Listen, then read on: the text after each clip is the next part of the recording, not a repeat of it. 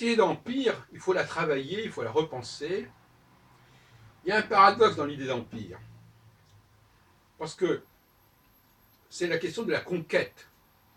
Qu'est-ce qui me donne le droit, qu'est-ce qui donne le droit à un État de conquérir, d'annexer d'autres États ou d'autres parties d'un État? Je répondrai d'une part, de toute façon, un État est composé, un État c'est quelque chose d'artificiel de toute façon, inévitablement. C'est un ensemble qui réunit des éléments divers. En conséquence de quoi, on peut très bien remettre en question cet assemblage et le reconfigurer. Deuxièmement, la question est de savoir si ce qui légitime l'annexion, c'est la multiculturalité ou au contraire l'universalité. Il semblerait qu'il y ait deux thèses opposées qui viennent sous-tendre l'idée d'empire et d'annexion et de conquête et de colonisation. Soit, et c'est vrai aussi pour l'immigration, parce que l'immigration aussi c'est une forme de conquête. Quelqu'un qui immigre, c'est quelqu'un qui pense que finalement il peut le faire, donc quelque part qu'il ne sera pas vraiment étranger dans un autre pays. Donc il va relativiser la notion, soit il va dire que de toute façon c'est toujours pareil, où qu'on soit, ça c'est un discours un peu ce que j'appellerais un discours féminin, on adopte les valeurs de l'endroit où on se trouve. C'est un peu le discours de Marion le maréchal Le Pen, que j'ai entendu récemment, qui dit les gens n'ont qu'à s'adapter, ils n'ont qu'à s'intégrer, ils n'ont qu'à s'approprier une nouvelle identité, point final. Et l'autre position, c'est au contraire de dire que, comme cet empire qui existe déjà respecte la multiculturalité, le fait qu'il intègre de nouveaux éléments, eh bien, ça, c'est justifié puisque cette multiculturalité sera respectée. Donc on peut annexer des éléments étrangers, étranges, différents, puisqu'on a une politique de laïcité. Et il faut bien comprendre, chers amis, que la laïcité peut sous-tendre parfaitement l'annexion et l'empire. Puisqu'on dit on va respecter les différences. Et donc si on respecte les différences, eh bien, on peut très bien annexer de nouveaux pays, de nouvelles régions, tout en disant qu'on va effectivement respecter ces différences. Donc soit on va annexer au nom d'une universalité, soit au contraire on va annexer parce que on a une politique de diversité culturelle qui n'est pas du tout en contradiction avec ce qu'on pourrait annexer, puisque de toute façon l'empire est fondé sur la diversité. Alors j'apporterai un bémol à ce sujet, en tout cas en ce qui me concerne, à savoir que même si l'on peut admettre la diversité culturelle, il y a quand même un élément centripète qui va jouer, un élément de rapprochement, un dénominateur commun qui va se mettre en place, c'est celui des structures socio-juridiques, si on peut dire. C'est-à-dire que, par exemple, la théorie cyclique, ce n'est pas une réalité culturelle, c'est une réalité subconsciente. Donc ce qui est subconscient est bien antérieur à tous les découpages géographiques qui puissent exister. Donc effectivement, à ce niveau-là, il va y avoir un élément central qui est tout simplement le fait que nous sommes des êtres humains, que nous avons la même anatomie, que nous avons un même mode de fonctionnement de l'organisme, etc., etc. Donc tout ça, ça va quand même contrebalancer la diversité babélique des cultures et des langues. Donc de toute façon, la maisonnée intérieure, celle qui gère notre fonctionnement interne, elle est commune à tous. Et donc même si il y a une diversité linguistique, culturelle qui va se rajouter par-dessus, il y aura quand même cette dualité, c'est-à-dire qu'il y aura une dualité entre la subconscience qui est commune à l'ensemble de l'humanité, même si elle n'est pas forcément la même pour les hommes et pour les femmes, et la surconscience qui, elle, relève de valeurs qui sont tout à fait contingentes et qui fait que si moi, par exemple, j'étais né dans un autre pays, j'aurais, par certains côtés, d'autres valeurs, en tout cas d'autres codes que ceux dont je dispose parce que je suis né en France, etc. Alors, il y a un autre point que j'aimerais bien aborder comme ça, sans être trop dans la digression, c'est la question juive.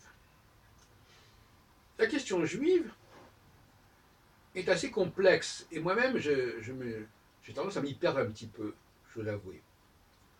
Parce que, mais c'est aussi vrai pour des communautés noires, antillaises ou chinoises. C'est ce que j'appelle des communautés typées. Et qu'on le veuille ou non, il y a quand même des types juifs qui font qu'on. Pas tout le monde n'a peut-être pas un type juif, mais enfin en tout cas, il y a quand même un certain type juif. Et paradoxalement, des gens qui viendraient d'autres pays, d'autres cultures, mais qui seraient issus par exemple de la Pologne ou de la Bulgarie ou de l'Angleterre, etc., s'assimileraient mieux au niveau du faciès que, par exemple, bon, alors les noirs et les jaunes, c'est assez évident, mais bon, pour les sémites, il y a quand même une différence entre le type caucasien et le type sémitique, et ça crée une situation paradoxale, puisqu'il y a des sémites, et notamment des juifs, qui sont parfaitement intégrés depuis des générations, mais qu'on reconnaît physiquement, et inversement, il y a des immigrés de très fraîche date, que tant qu'ils n'ont pas pris la parole, tant qu'on ne les a pas entendus, on pourrait les prendre pour des Français. Donc tout ça, ce sont des complexités dont je voulais vous parler aussi, parce que cette multiculturalité dont beaucoup de gens ne veulent pas entendre parler, qu'ils ont peur de ça comme de la peste, je ne sais pas pourquoi, d'ailleurs, en tout cas, pour moi, le débat idéologique qui se présente pour l'année 2017, notamment autour de l'élection présidentielle, va tourner autour de la multiculturalité. Reconnaître la diversité, ce que j'appelle le respect des différences. Le respect des différences me paraît un point essentiel. Ça veut dire que l'on admet qu'il y a des différences majeures. Et alors cela va-t-il mettre en question l'unité de l'État? Je pense que le problème ne doit pas se poser de cette façon. L'État peut parfaitement se faire respecter par sa capacité justement à faire cohabiter les différences. Comme on dit, il va diviser pour régner. Donc s'il n'y a pas de division, l'État n'a pas de légitimité. De même que la laïcité ne fait sens que s'il y a une diversité. S'il n'y a pas de diversité, pourquoi la laïcité? Donc ce sont des valeurs qui, l'État et la laïcité, sont des valeurs qui font beaucoup plus sens dans le cadre d'un empire multiculturel que dans une nation complètement homogène, déjà. Alors, nous avons là aussi la question, j'en parlais hier soir à la sortie de la convention du CRIF, la question des quartiers. Pour moi, le quartier, c'est la bonne unité sociale. Voilà. Et d'ailleurs, chez les Juifs, on avait le ghetto. On dirait, ah, le ghetto, le ghetto. Non, mais le ghetto, c'était quand même un quartier. C'était une juiverie, c'était un quartier. Et le quartier, c'est l'unité économique, écologique, culturelle parfaite. D'ailleurs, le mot quartier veut bien dire ce qu'il veut dire, ça veut dire la division en 4.